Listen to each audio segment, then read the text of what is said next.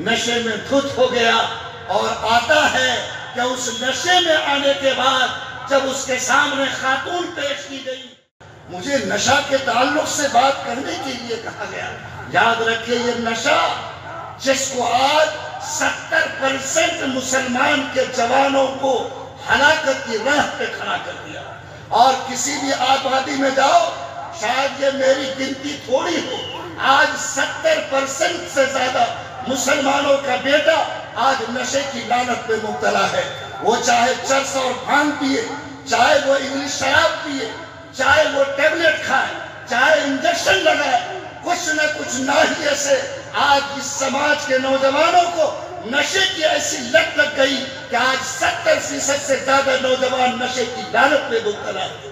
میں منگیر میں تھا پچھلے نومبر میں، 11:30 بجے کا وقت، جمعہ کا دن، میرے پاس ایک فون آیا، مفتی صاحب مسئلہ بتائیے۔ میں نے یہ سمجھا کہ جمعہ کا دن ہے، جمعہ کا وقت ہے، کوئی جمعہ کا مسئلہ ہوگا، لیکن جو آواز میرے کان میں آئی اس نے مجھ کو ہلا کر رکھ دیا۔ اس نے کہا کہ میں فلاں کا چچا بول رہا ہوں، میرا بھتیجا رات گھر سے باہر نکلا اور شراب پی کر گھر آیا اور اپنی بیوی سے لڑ گیا۔ حالت ایسی ہے کہ اس کی بیوی کی عمر 32 سال کی ہے، اس کے گود میں 3 بچے ہیں۔ رات اس نے نشے کی حالت میں اپنی بیوی کے ساتھ یہ سلوک کیا کہ معمولی جھگڑے کی بنیاد پر اس نے اپنی بیوی کو 3 طلاق دے دیا ہے۔ مفتی صاحب بتائیے کہ اب اس جوان بیوی کو پلٹانے کا کیا راستہ ہوگا؟ میں نے کہا بھائی صاحب مجھے جتیانے کا راستہ تو معلوم ہے، پلٹانے کا راستہ معلوم نہیں ہے۔ آپ کا بھتیجا 2 سال سے پی رہا تھا، وہ نشے کی لت میں مبتلا تھا، آپ نے کبھی اس کی لت کو چھڑانے کی کوشش نہیں کی۔ آج جب اس نے اپنے ہاتھ سے اپنے گھر میں آگ لگا دی ہے، آج آپ سوچتے ہو کہ اس چھپر کو کیسے بچایا جائے۔ لوگوں بتاؤ، انصاف کر کے بتاؤ، کتنی قیمت ہوگی ایک گلاس دارو کی، کتنی قیمت ہوگی ایک شیشی شراب کی؟ لیکن وہ 32 سال کی سماج کی بیٹی جس کے باپ نے 20 سال تک اس کی کس مشقت سے پرورش کی ہوگی، کتنی محنت سے اس کی شادی دلائی ہوگی، جس بیٹی نے اپنی لاکھوں کی عزت کو اس کے چوکھٹ پہ قربان کیا، آج اس کے گود میں 3 معصوم بچے ہیں۔ بتاؤ کہ 100 اور 200 کی شراب کی وجہ سے اگر اس کی زندگی گزر جاتی ہے، اس کے ماں کا سہاگ چھن جاتا ہے، بولو اس کے باپ کے دل پر کیسی چوٹ لگے گی؟ کیا وہ شراب جس نے 3 بچوں کو ماں اور باپ کے سائے سے محروم کر دیا، وہ باپ جس نے اپنی بیٹی کو جوان کر کے شادی مشقت سے دلایا تھا، بولو اس کے دل کی آواز اور دل کی صدا کیا ہوگی؟ کیا یہ نشہ جو اس قدر انسانی زندگی کو تباہ کرنے والا، وہ شراب جو انسانی زندگی کو اجاڑ کر اس کی زندگی کو بربادی کے کگار تک پہنچا دے، کیا ایک مسلمان آج اس نشے کو، اس شراب کو اور دارو کو اپنی زندگی میں داخل کر سکتا ہے؟ یاد رکھیے قرآن پاک میں جہاں سور کے گوشت کا تذکرہ ہے، وہیں شراب کی نجاست کا بھی تذکرہ کیا گیا۔ اگر کوئی مسلمان سور کا گوشت نہیں کھا سکتا، اگر کوئی مسلمان سور کا خون نہیں پی سکتا، اگر کوئی مسلمان سور کا پیشاب نہیں پی سکتا، تو لعنت ہے اس زبان پر جو آج شراب کی چسکیاں لے، اس لیے کہ شریعت کی نظر میں جیسے سور کا گوشت حرام ہے، ویسے شراب کے قطرے بھی ناپاک اور حرام ہے۔ آج اگر کوئی آدمی کنواں میں پیشاب کر دے، جیسے وہ نجاست ہے، ویسے اگر کوئی شراب کنواں میں اڈیل دے تو ویسے ہی وہ نجاست ہے، اس کی نجاست میں کوئی فرق نہیں ہے۔ آج جو لوگ ہمارے سماج کے نوجوانوں میں سے آج اس لعنت میں مبتلا ہے، خبردار، اللہ کے پیغمبر صلی اللہ علیہ وسلم کی اس بات کو یاد رکھنا، فرمایا کہ کوئی شرابی شراب پیے اور وہ مومن ہو، ایسا ہو ہی نہیں سکتا۔ علماء محدثین نے اس کی ایک تشریح یہ کی ہے کہ جب کوئی بندہ مومن جس کے سینے میں ایمان ہو، اگر وہ شراب کو اپنے حلق سے نیچے اتارتا، اللہ کی غیرت برداشت نہیں کرتی، اللہ ایمان کے نور کو اس کے سینے سے سلب کر لیتا ہے۔ اگر اس کی موت اس حالت میں ہو، یاد رکھو صحیح ایمان پر اس کی موت نہیں ہو سکتی۔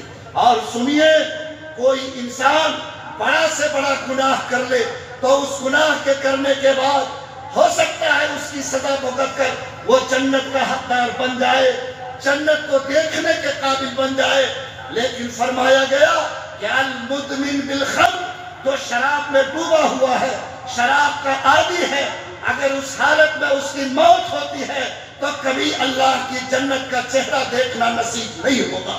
لوگوں بتاؤ کتنا سنگین گناہ ہے، کتنے خطرناک گناہ ہے، جس گناہ کو آج سماج میں پھیلتے ہوئے نہ ہمارے ہاتھ روک پاتے ہیں، نہ ہماری زبان ٹوک پاتی ہے، نہ ہم اپنے نوجوان کو سنبھالنے میں کامیاب ہو پاتے ہیں۔ رمضان کی چند راتیں شب قدر ہے، جس میں اللہ بے پناہ اپنے بندوں کی دعائیں قبول کرتا۔ فرمایا محمد رسول اللہ صلی اللہ علیہ وسلم نے کہ شرابی انسان اگر اس رات میں خدا کے سامنے ہاتھ پھیلاتا ہے، اللہ اپنے بندوں کی بے شمار دعائیں قبول کرتے، لیکن اس شرابی کے اٹھے ہوئے ہاتھ کو اللہ دھتکار دیتا، اور اس مبارک رات میں بھی اللہ اس کی دعا کو قبول نہیں فرماتے ہیں۔ اللہ تعالیٰ میرے ایمان کی حفاظت فرمائے۔ لوگوں یاد رکھیے، شراب ایک مسلمان کے لیے زیب نہیں دیتی، شراب کا استعمال ایک بندہ مومن کی زبان قبول نہیں کر سکتے۔ میں اپنے نوجوانوں سے بھیک مانگتا ہوں، کاش میرا ہاتھ ان کے ہاتھ تک پہنچے، میں ان کا ہاتھ پکڑنا چاہتا ہوں۔ کیا ہم اتنا زیادہ ذلیل ہو گئے کہ آج ہم اس شراب کو پی کر ایمان سے اپنا رشتہ توڑ لیں، جنت کے دیدار سے محروم ہو جائیں، کہ زمین پر ہمارے اس گناہ کی وجہ سے فساد برپا ہو۔ ایک سچا مسلمان کا بیٹا، ایک نوجوان جو کسی مسلمان ماں کی کوکھ سے پیدا ہوا، ایک وہ بیٹا جس کی پیشانی پر لا الہ کا کلمہ لکھا ہوا، میرا ضمیر کہتا ہے کہ انشاءاللہ وہ کبھی ایسے خطرناک گناہ میں مبتلا نہیں ہو سکتا۔ میں آپ سے کیا عرض کروں، یہ شراب جب انسان پیتا ہے تو اس کی عقل ایسی چھپ جاتی کہ بھلے اور برے کی تمیز اڑ جاتی ہے۔ ابھی کلکتہ میں ہمارے قاضی صاحب رہتے ہیں، ان کے پاس ایک 17 سال کی بچی اپنے ماں کا ہاتھ پکڑ کے آئی اور بلک بلک کے رونے لگی، مفتی صاحب مجھے انصاف چاہیے۔ ہمارے قاضی صاحب نے پوچھا کہ بیٹا کیا ہوا؟ کہا قاضی صاحب رات میں اپنے کمرے میں سوئی تھی، میری ماں اپنے کمرے میں سوئی تھی، میرا باپ شراب پی کر گھر میں آیا، وہ نشے میں دھت تھا، اس کو یہ تمیز نہیں رہی کہ یہ بیٹی کا کمرہ ہے یا بیوی کا، وہ میرے کمرے میں داخل ہو گیا، میں اس کی بیٹی ہوں، میں اس کے خون سے پیدا ہوئی، رات نشے میں اس باپ نے میرے ساتھ وہ سلوک کیا جو کوئی شوہر اپنی بیوی کے ساتھ کرتا۔ مفتی صاحب جس باپ کے خون سے میں پیدا ہوئی، اس باپ نے رات نشے میں میری عزت کو لوٹ لیا، آپ بتائیے کہ میری زندگی کا کیا ہوگا، میرے ماں کے نکاح کا کیا ہوگا۔ مسلمانوں ہمیں کہاں جانا چاہیے؟ کیا جانور سے بھی انسان زیادہ ذلیل، کتے اور بندر سے بھی زیادہ بدترین؟ کہ آج اس کے پاس یہ تمیز نہیں کہ آج وہ نشہ جو انسان کو اپنی بیٹی کی عزت پہ ہاتھ ڈال لے، اپنے بہو کی عزت پہ ہاتھ ڈالنے پہ مجبور کر دے، بولو اس سے شرمناک بات اس سماج کے لیے کیا ہو سکتی ہے؟ میں آپ سے گزارش کرتا ہوں کہ آج بہار میں تو نشہ پر پابندی ہے، لیکن نیپال میں ایسی پابندی نہیں، اور وہ پابندی بھی کیا ہے؟ چور کے لیے تالا، بے ایمان کے لیے قبالہ۔ وہ تو نیپال کے بارڈر پر آ کر یا مختلف جگہوں میں جا کر آدمی شراب کی چسکیاں لیتے، رکنا وہی اسی کو آتا ہے جس کے سینے میں خوف خدا ہوتا ہے، وہی کنٹرول کر سکتا ہے جس کے دل میں جنت کے دیدار کا شوق ہے، وہی اس پر قابو پا سکتا ہے جو اللہ کو اپنا رب مان کر اللہ کے خوف کو اپنے دل میں بسانا جانتا ہے۔ میں آپ سے ذکر کروں تو آپ حیرت میں ڈوب جائیں گے۔ آپ نے پیپر میں پڑھا ہوگا، کلکتہ کا ایک نوجوان شراب کے نشے میں دھت ہو کر اپنی بیوی کی بات پر ایسا پاگل ہو گیا کہ اپنے 70 سال کی ماں کو اس نے زمین پر پٹک دیا، کٹورے میں پیشاب کیا، وہ پیشاب اس ماں کے منہ میں ڈالا جس ماں نے اپنے خون کو دودھ بنا کر اس کو پلایا، جس نے اس کمبخت کے 9 مہینے کے بوجھ کو اپنے پیٹ میں ڈھویا تھا۔ بولو کیا آسمان کو نہیں پھٹنا چاہیے؟ کیا زمین کو شک نہیں ہونا چاہیے؟ کیا اللہ کے قہر کی آگ کو برسنا نہیں چاہیے؟ کیا یہ سماج اتنا بدتر ہو گیا؟ کیا یہ ذلت کی گھائی میں اس قدر ڈوب گیا کہ آج یہ وہ ماں جس کی عمر 70 سال کی ہے، آج اس کے منہ میں اگر پیشاب ڈالے تو بولو خدا کے قہر کو زمین پر اترنا چاہیے کہ نہیں اترنا چاہیے۔ آج جو لوگ یہاں بیٹھے ہیں میں ان کو منانا چاہتا ہوں، میں ان کی خدمت میں ہاتھ پھیلا کر درخواست کرنا چاہتا ہوں کہ آپ یقین مانیے کہ اگر آپ نے اس لت کو نہیں چھوڑا، اگر آپ نے اس گناہ سے توبہ نہیں کیا تو یاد رکھو سور کا گوشت کھانے والا، اس کے پیشاب پینے والے اور آپ میں کوئی فرق باقی نہیں رہے گا۔ آپ کے سینے سے ایمان کا نور چھنے گا، آپ جنت کے دیدار سے محروم رہو گے اور آپ ایسی اخلاقی تباہی میں مبتلا ہوگے کہ اس کی وجہ سے آج سماج جس فساد اور بگاڑ میں ڈوب رہا ہے، لوگوں اس فساد سے سماج کو باہر نہیں نکالا جا سکتا۔ اورنگ آباد کی ایک خاتون نے فون کیا کہ مفتی صاحب مسئلہ بتائیے۔ میں نے پوچھا کیا ہوا؟ کہا میرا شوہر رات 11 بجے تاڑی پی کے آیا اور وہ نشے میں دھت تھا، مجھے آنکھ لگ گئی تھی، اس نے آواز دی، دروازہ کھولنے میں دیری ہوئی، جیسے ہی میں نے دروازہ کھولا اس نے مجھ کو تینوں طلاق دے دیا۔ یاد رکھو آج 80% طلاق صرف نشے کی وجہ سے ہوتی ہے۔ آج جو ایکسیڈنٹ ہوتے ہیں نشے کی وجہ سے ہوتے ہیں، آج جو بدکاریاں ہوتی ہیں وہ نشے کی وجہ سے ہوتی ہے۔ مشہور روایت لوگ بیان کرتے ہیں کہ ایک بزرگ جو تقویٰ کو سنبھال کر جیتے تھے اور اس نے یہ عہد کر لیا تھا کہ میں کبھی کسی گناہ کے قریب نہیں جاؤں گا، اس کو کچھ لوگوں نے اس لیے گھیرا، شیطان صفت لوگوں نے، کہ آج تو اس سے گناہ کروا کے چھوڑیں گے۔ وہ لوگ ان کے پاس آئے اور کو مجبور کیا کہ گناہ کرو۔ پوچھا کہ کیا گناہ کروانا چاہتے ہو؟ کہا کہ یہ خاتون ہے، اس کے ساتھ بدکاری کرو۔ انہوں نے کان پکڑ لی، کہا کہ میں یہ گناہ نہیں کر سکتا۔ کہا کہ یہ انسان میری نگاہ میں مجرم ہے، اس کو قتل کرو۔ کہا کہ میں یہ گناہ کا ارتکاب بھی نہیں کر سکتا۔ کہا کہ دیکھو یہ شراب ہے، اس کو پیو۔ اس نے کہا میں یہ بھی نہیں کر سکتا۔ تو اس لوگوں نے کہا کہ سنو، اگر ان میں سے ایک بھی تم نہیں کرو گے تو ہم تمہارا سر قلم کر دیں گے۔ اب اس نے سوچا کسی کے ساتھ بدکاری کرنا بڑا گناہ، قتل کرنا اس سے بڑا گناہ، آسان یہ ہے کہ 2 گھونٹ شراب کے پی لو۔ اس نے آسان سمجھ کر شراب کے گھونٹ لیے، نشے میں دھت ہو گیا۔ اور آتا ہے کہ اس نشے میں آنے کے بعد جب اس کے سامنے خاتون پیش کی گئی تو اس نے اس کے ساتھ بدکاری بھی کی، اس کے ہاتھ میں تلوار دی گئی تو اس نے سامنے والے انسان کا قتل کیا۔ یاد رکھو اسی لیے کہا گیا کہ یہ شراب ام الخبائث ہے، تمام برائیوں کی جڑ ہے، یہاں سے برائیوں کی شاخیں پھڑتی ہے۔ اسی کی وجہ سے بیویوں کو طلاق ہوتی ہے، ماں باپ کو گالیاں ملتی ہے، سماج کے اندر کرپشن پیدا ہوتے ہیں، بیٹیوں کی عزت لوٹتی ہے اور سماج کے اندر گناہوں کا ریل پیل ہوتا ہے۔ میں مولانا کو مبارکباد دیتا کہ انہوں نے آج کا یہ موضوع رکھا ہے۔ میں آپ سے کیا یہ امید کر سکتا ہوں کہ ہمارے جتنے بھائی بیٹھے ہیں کم سے کم اپنے بارے میں یہ نیت کرو کہ انشاءاللہ اس بڑے گناہ سے ہم توبہ کرتے ہیں، اور اگر کوئی میرا بھائی اس گناہ میں مبتلا ہے آج نیت کرو اور موت تک کے لیے طے کرو انشاءاللہ کبھی ہم اس گناہ کے قریب نہیں جائیں گے۔ کریں گے انشاءاللہ ہم لوگ ارادہ؟ تو ذرا ہاتھ اٹھائیے نا اللہ کے نام پر، پورا مضبوط ہاتھ اٹھائیے، ہلنے والا نہیں، ٹٹنے والا۔ اللہ اس مجمع کے شان کو قبول فرما لے، اللہ ہمارے نوجوانوں کو اس لت سے نکال دے، اللہ سماج کو ان برائی کے دلدل سے نکال کر ایک پاکیزہ زبان، ایک پاکیزہ زندگی گزارنے والا مسلمان، ایک نبی اور خدا سے محبت تیری ذات سے کرنے والا انسان اس کو بنا دے۔ میں یہ اللہ سے بھیک مانگتا ہوں۔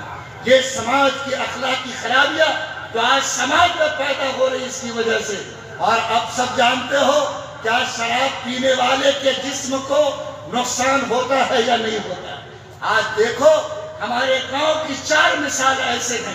میں نے دیکھا کہ بالکل 24 سال کا لڑکا جو بارڈر پر آ کر شراب پی کے لوٹانا جاتا تھا، اس کو اللہ تعالیٰ نے اولاد کی نعمت دی، جوان بیوی گھر میں ہے، کڈنی سڑ گیا، لیور ڈیمیج ہو گیا، اور ایک ہی یادو خاندان کے 2 نوجوان کو میں نے زمین پر اس طرح لڑھکتے دیکھا کہ اس کے ماں اور باپ تڑپ رہے ہیں۔ لیکن اس کی زندگی کو بچانے میں کامیاب نہیں ہو سکے۔ لوگوں یاد رکھو، یہ صرف انسان کے عقل کو ڈیمیج نہیں کرتا، بلکہ انسان کے لیور کو ڈیمیج کرتا، کڈنی کو ڈیمیج کرتا، انسان کے جسم کو گھلاتا ہے، اور یہ انسان کو اس منزل تک پہنچاتا جہاں ہلاکت اس کی زندگی کا انتظار کرتی ہے۔ اس لیے اگر ہم لوگ زندگی کو بھی بچانا چاہتے جو فرد ہے، یاد رکھو یہ زندگی اللہ کی امانت ہے، یہ زندگی خدا کی طرف سے آپ کو ملی ہے اور آپ کو اس کا نگہبان بنایا گیا۔ اگر کسی بندے نے اس زندگی کے ساتھ گڑبڑی کی، اگر اس کے ساتھ زیادتی کی، تو یاد رکھو اس زندگی کا حساب اور اس گناہ کا حساب بھی ہم سب کو اللہ کے سامنے دینا ہوگا۔ اس لیے جو لوگ یہاں بیٹھے ہیں وہ سب کے سب اس بات کی نیت کر لیں کہ انشاءاللہ سماج کو ہم نشے کی لعنت سے پاک بنائیں گے۔ اللہ قبول فرمائے، لیکن کیا صرف ہم اپنے لیے نیت کریں گے؟ نہیں، ہم کو اپنے گھر کے لیے بھی نیت کرنی ہوگی، اپنے سماج کے لیے بھی نیت کرنی ہوگی۔ پیغمبر نے ہم کو ذمہ داری دی، من رأى منکم منکرا فلیغیرہ بیدہ فإن لم يستطع فبلسانہ وإن لم يستطع فبقلبہ وذلک اضعف الایمان، کہ اگر تم کسی گناہ کے ہوتے دیکھو تو اور تم اس کو روک سکتے ہو، ہاتھ سے تو روکو، زبان سے ٹوک سکتے ہو تو ٹوکو، ورنہ اس کی نفرت کو دل میں بٹھاؤ اور اللہ کے سامنے ہاتھ اٹھاؤ کہ رب تو دلوں کا بدلنے والا ہے۔ میں تیری چوکھٹ پر فریاد کرتا ہوں کہ فلاں بندہ گناہ میں ڈوبا ہے، میں اس کو ٹوک نہیں سکتا، روک نہیں سکتا، لیکن آواز تیرے دربار تک پہنچا سکتا ہوں۔ اللہ تو اس بندے کو گناہ کے دلدل سے نکال دے، یہ آپ کی ذمہ داری ہے۔ اگر ہم نے مل کر اس ذمہ داری کو ادا کیا تو یاد رکھو اس کی بنیاد پر گناہ کو روکنا آسان ہوگا۔ لیکن باپ جوان بیٹے کو دارو پیتے دیکھتا ہے، ٹوکتا نہیں ہے، سوچتا ہے کہ میری روٹی خطرے میں پڑ جائے گی، وہ سوچتا ہے کہ اگر ہم بولیں گے تو ہمارے ساتھ معاملہ گڑبڑ ہوگا۔ لوگوں یاد رکھو، تم اللہ کے نام پر زمین پہ جیتے ہو، خدا کے خوف کو دل میں سماؤ۔ بیٹا تمہارا رازق بن کر پیدا نہیں ہوا، جس اللہ نے ماں کے پیٹ میں تم کو روٹی دی وہ آج بیٹے کے ناراض ہونے پر بھی تم کو روٹی دے سکتا، لیکن گناہ سے سمجھوتا، گناہ کے ساتھ آدمی کمپرمائز کرے اور گناہ کو ہوتا دیکھے اور زبان سے نہ روکے اور ٹوکے، تو یاد رکھو وہ بھی مجرم ہے، وہ بھی باغی ہے، وہ بھی اللہ کے نزدیک قابل پرسش ہے، اور اس وقت تک اللہ کی یہاں میرا قدم نہیں ہلے گا جب تک کہ اس ذمہ داری کا سوال اللہ کے دربار میں نہ کر لیا جائے۔ تو ہم لوگ جو یہاں بیٹھے ہیں انشاءاللہ ہم لوگ اپنی ذمہ داری کو محسوس کریں گے۔ کچھ لوگ کہتے ہیں کہ مفتی صاحب فلاں کا بیٹا پیتا ہے جو پڑوس میں ہے، تو ہم کو کیا مطلب ہے؟ ہم تو بہت نیک صوفی آدمی ہیں، ہم تو گھر سے نکلتے ہیں مسجد جاتے ہیں، مسجد سے آتے اپنا گھر جاتے ہیں، الحمدللہ میرا گھر گناہ سے صاف ہے۔ بغل والے کو تم نے ٹوکا، سماج میں کبھی گناہ سے کسی کو روکا، گناہ کے خلاف کبھی آپ نے قدم اٹھایا؟ نہیں اٹھایا، بزرگ بن گئے۔ حضرت جبرائیل کو اللہ نے حکم دیا کہ فلاں آبادی میں جاؤ اور اس آبادی پر میرا عذاب اتار دو۔ جبرائیل علیہ السلام آئے تو دیکھا کہ واقعتاً بستی کے لوگ گناہ میں ڈوبے ہیں، لیکن مسجد کے کونے پر ایک مکان ہے جس میں ایک صوفی صاحب رہتے ہیں، وہ مسجد میں جاتے اللہ اللہ کرتے، نکلتے تو سیدھے گھر آتے، کوئی گناہ کا کوئی گڑبڑ کام نہیں کرتے۔ حضرت جبرائیل نے کہا کہ رب یہ بیچارہ تو بڑا صوفی ہے، نیک ہے، کیا اس پر بھی عذاب اترے گا؟ رب نے کہا کہ کیا وہ میرا بندہ کسی کو گناہ سے روکا، کسی کو گناہ پر ٹوکا، کسی کو گناہ سے بچانے کی فکر کی؟ کہا کہ نہیں۔ رب نے کہا کہ میرا عذاب وہیں سے شروع کرو، یعنی سب سے پہلے اسی کے سر پہ عذاب اتارو۔ اس کو میں نے صرف اس لیے نہیں بھیجا تھا کہ وہ جانور کی طرح اپنا پیٹ بھر کر مطمئن ہو جائے، وہ جانور کی طرح اپنے پروں کو سمیٹ کر گھونسلے میں رہی، وہ انسان بنا کر بھیجا گیا۔ اس نے میرا کلمہ پڑھا اور اس کے سر پر ذمہ داری تھی کہ جس طرح اپنے کو نیک بنانے کی کوشش کیا ویسے میرے بندوں کو بھی نیکی کے راہ پر رکھنے کی کوشش کرے، اور اگر اس نے اس ذمہ داری پر کوتاہی کی ہے تو میرے عذاب کا آغاز اسی بندے سے کیا جائے گا۔ اس لیے مت سمجھیے گا کہ ہم اگر کسی سوراخ میں سمٹ گئے، کسی گھونسلے میں بند ہو گئے، کسی کمرے میں اپنے کو نیک بنا کر سو گئے تو بس ہمارے لیے نجات کا راستہ کھل جائے گا۔ ہرگز نہیں۔ آپ سماج کے اعتبار سے اپنے گھر کے بھی ذمہ دار، اپنے سماج کے ذمہ دار، اپنے پڑوس کے ذمہ دار، اور آپ کی ذمہ داری ہے کہ اگر کہیں بھی آپ شراب کی بدبو پائیں، کسی کو بھی اس گناہ میں مبتلا دیکھیں، رات کے سناٹے میں، دن کے اجالے میں، اگر ایک بزرگ باپ اپنے جوان بیٹے کا ہاتھ پکڑ لے، اگر ایک دادا اس کا ہاتھ پکڑ لے، میرا یقین ہے کہ کتنا ہی مشکل وقت ہو وہ نوجوان کچھ نہ کچھ سوچنے پہ ضرور مجبور ہوگا۔ لیکن جو لوگ گناہ سے کمپرمائز کرتے ہیں، وہ سنو، یہ عمل اللہ کو پسند نہیں ہے۔ گناہ سے کوئی کمپرمائز نہیں، گناہ سے کوئی سمجھوتا نہیں۔ گناہ وہ چیز ہے جب رب ناراض تو بندہ بھی اس سے کبھی کمپرمائز کرنا قبول نہیں کر سکتا۔ حضرت ابوبکر صدیق رضی اللہ تعالیٰ عنہ بدر کے میدان میں ہے اور ان کا بیٹا دشمنوں کی طرف سے لڑ رہا ہے، اور حضرت ابوبکر صدیق بھی اسی میدان میں، بیٹا بھی غیروں کی طرف سے اسی میدان میں۔ جنگ ختم ہو گئی۔ جب حضرت ابوبکر صدیق کا وہ بیٹا مسلمان ہوا تو اپنے ابا سے ایک دن بولا کہ ابا، بدر کے میدان میں جب لڑائی جاری تھی، آپ کئی مرتبہ میرے تلوار کے نیچے آئے، میرا جی چاہا کہ گردن اڑا دوں، لیکن باپ کی محبت دل میں آئی، میں نے تلوار کو روک لیا۔ حضرت ابوبکر صدیق فدا ہو ابی و امی، یاد رکھو اس نے جو جواب دیا وہ ایسے گناہ سے سمجھوتا کرنے والوں کے لیے صاف کھلا ہوا چیلنج ہے۔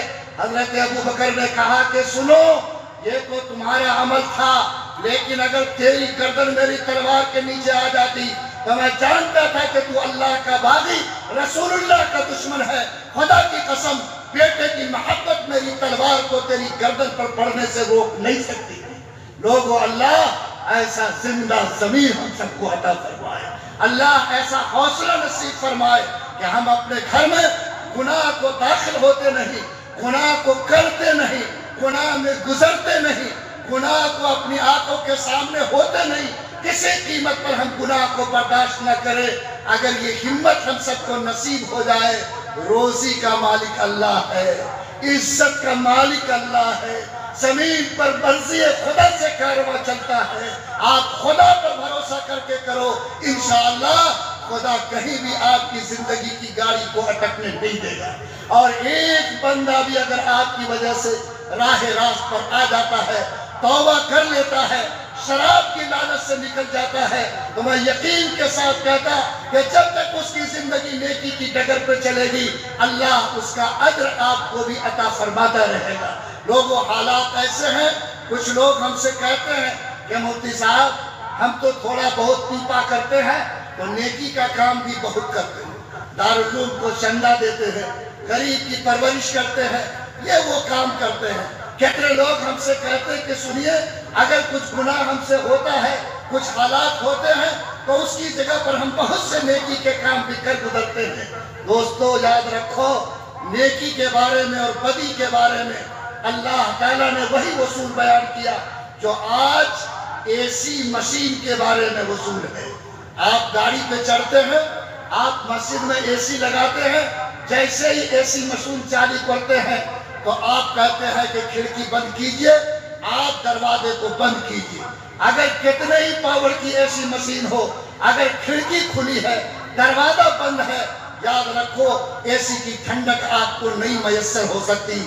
اللہ کا بھی یہی نظام ہے، چاہے نماز کی اے سی چلاؤ، چاہے روزہ کی اے سی چلاؤ، چاہے حج کی اے سی چلاؤ، چاہے عمرہ کی اے سی چلاؤ، چاہے چلہ کی اے سی چلاؤ، جب تک زندگی میں گناہ کے کھڑکی دروازے کو بند نہیں کرو گے، یاد رکھو نیکی کے ٹھنڈک سے ہماری زندگی ٹھنڈی نہیں ہو سکتی۔ اسی لیے فرمایا گیا کہ یاد رکھو، اگر ایک من دودھ کو میٹھا کرنا ہو تو کم سے کم 5 کلو شکر ڈالنا ہوگا، اور ایک من دودھ کو پھاڑ کر خراب کرنا ہو تو نیبو کا 2 قطرہ اس میں گرا دینا چاہیے۔ نیکی کا پہاڑ منٹوں میں بدی کی چنگاری سے جل کر راکھ ہو جاتا ہے۔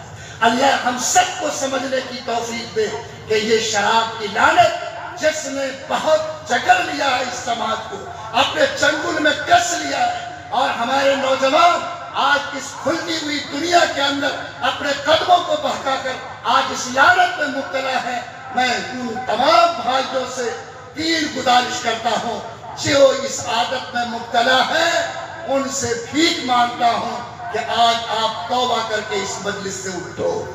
جس کے گھر میں کوئی ایسی لعنت میں مبتلا ہے، ان سے درخواست کرتا ہوں کہ وہ طے کرے کہ انشاءاللہ جتنی میری استطاعت ہے ہم اپنے بیٹے یا بھائی کو اس گناہ سے روکنے کی کوشش کریں گے۔ اور جو لوگ سماج میں بااثر ہیں، جس کو اللہ تعالیٰ نے سماج میں حیثیت دی، وہ لوگ طے کرو کہ ہم سماج میں اس کے لیے پابندی عائد کریں گے۔ جو نوجوان پیتا دکھے گا، جو اس گناہ میں ڈوبتا دکھے گا، ہم دوسرے گناہوں کے لیے پابندیاں طے کرتے ہیں۔